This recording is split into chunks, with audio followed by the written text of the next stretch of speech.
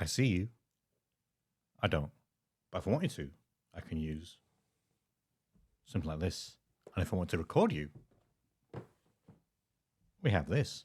With the number of TP Link products that I've featured on this channel, you're probably thinking this guy's some sort of shill, paid to do promotions. The truth is I'm not. The truth is far more dangerous. Let's look at the facts. Brown skin, cheap Chinese products, funny sounding accent. There's only one logical conclusion that can be drawn from this. That's right, I'm cheap. At $99.50, this Vigi C250 is a 5 megapixel power over Ethernet network camera. At $79.99, this 4-channel NVR is the entry-level device to the Vigi system. It doesn't have any included hard drive, so you must add one.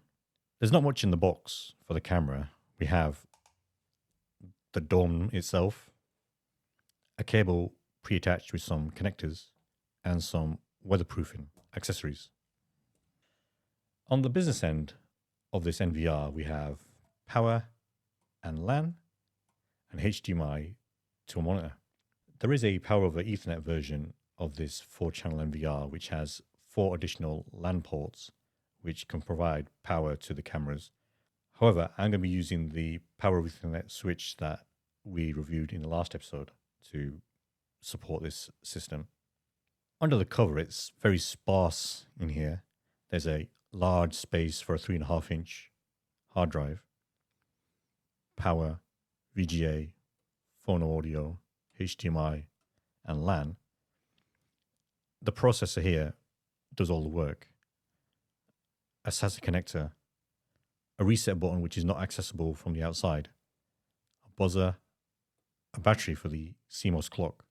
This ASIC made by SigmaStar, the SSR621Q, is a very common ASIC for NVR purposes. So the differentiators here is going to be the software that runs on it.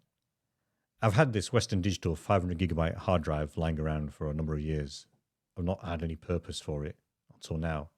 It's not a surveillance grade hard drive, but if it fails, it fails.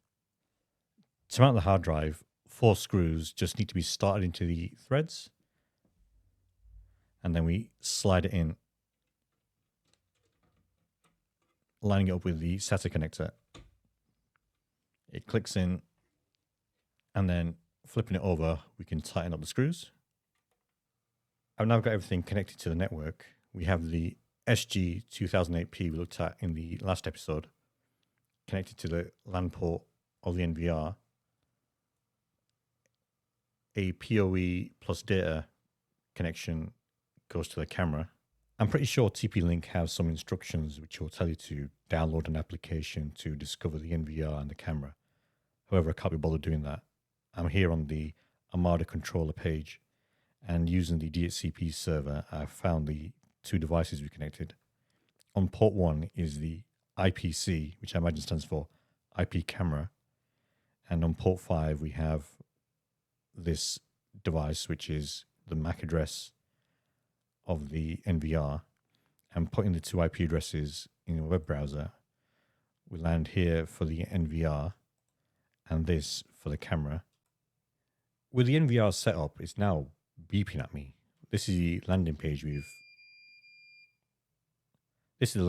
that we've set on. And if I go through the settings, it's discover the camera. In the events, nothing's showing. However, in storage and hard drive management, the hard drive is shown as initialized. So I guess we need to format it. The status has changed normal and the beeping has stopped. Excellent. Let's add a camera. And the camera now appears to be connected on channel 1. So we'll have a look if we can see it. And here we go. Behind the scenes look. You are upside down. With the firmware upgraded, we now get this playback button, which I was struggling to find earlier. This allows us to see the events. So this is where the camera is going to be fitted, just under the eaves here.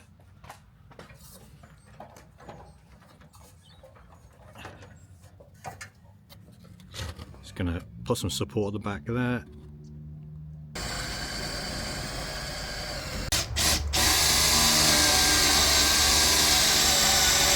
It's the backboard in place with a hole drilled.